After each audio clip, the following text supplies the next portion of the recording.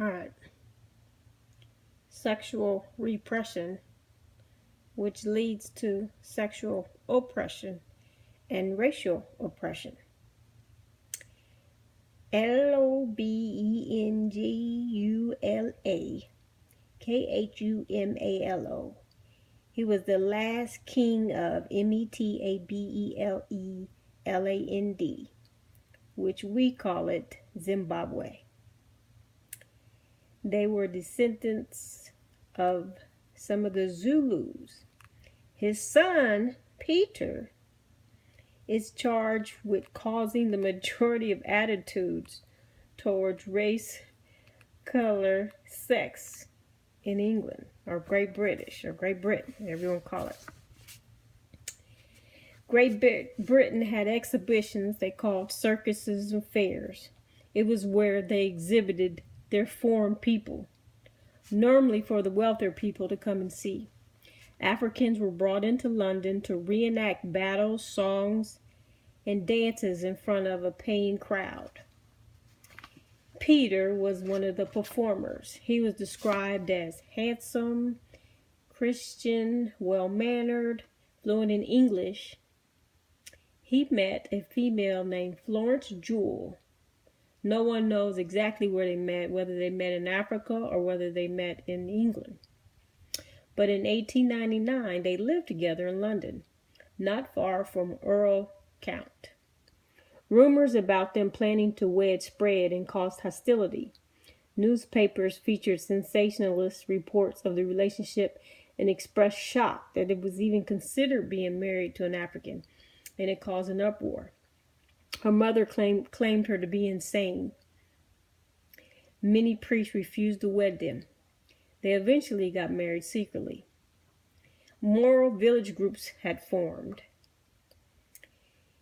He committed adultery once they eventually got married. They got married secretly. He had committed adultery, and Kitty sought divorce, she was Florence Jewel Kitty, or Florence Kitty Jewel. She sought for divorce, and then he later had a relationship with a Maud Wilson, and then later with a Lily Nolan, I believe. All were white women. So the company he worked for was the Savage South African Show. It opened in London in 1899, so it's all about the same time. And the opening of the show that was advertised in the paper stated that savages had to be exterminated to make way for white civilization. The labor power of Africans partly civilized under the kindly rule of white man, was appreciated as an asset for capitalist expansion. Thomas Hill in 1907 began writing stories about black men encounters. Thus the term Peeping Tom came about. He started sneaking around and taking pictures and writing stories. Well, I guess he was just drawing sketches and started writing these stories or whatever. Thus the term Black Pearl entered the scene, which refers to the fear of colonial settlers that black men are attracted to white women and having sex with them. But the reality is that white pearl, which is sexual abuse of black women by the white man, happened before the black pearl was ever stopped. So you have the white pearl and the black pearl. So during the Victoria era, which is the time most of this happened, they had harsh restraints on sexuality for all.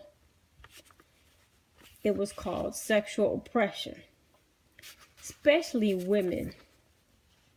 Their cult of womanhood dictated that submissiveness, purity, and piety was the divine thing. Women deemed worthy of marriage were those that abstained from sexual activities.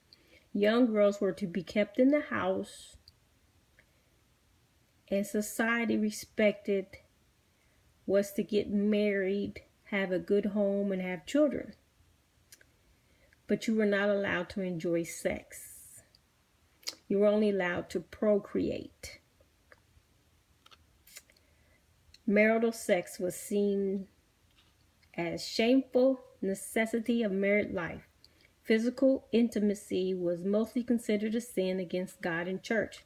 So husbands and wives were to sleep in separate bedrooms unless they were going to conceive, which was led to the racial oppression. Once they were married, you did not work, you had servants. And then you began to rise in the social chain. When you had children, the nannies and governess raised the kids. Excuse me. The church was accused of appeasing only to the will of the elite. They never really cared about the lower class. The Methodists, the Congregationalists, the Quakers, and the Presbyterians rose into the middle class. A lot of the middle class men came about because the prostitution satisfied the sexual appetite of the males. The wives, their virginity was preserved for the wealthier classes and shielding the married women from the grosser passions of their husbands, which brought about disease and infection. Requirement of chastity and purity was not expected of men, so they were free to participate in premarital and extramarital sexual relationship. Women were thought to be controlled by the sexuality, so they were in need of regulation. If they had any elements, the main solution they would call about was a clitoridectomy.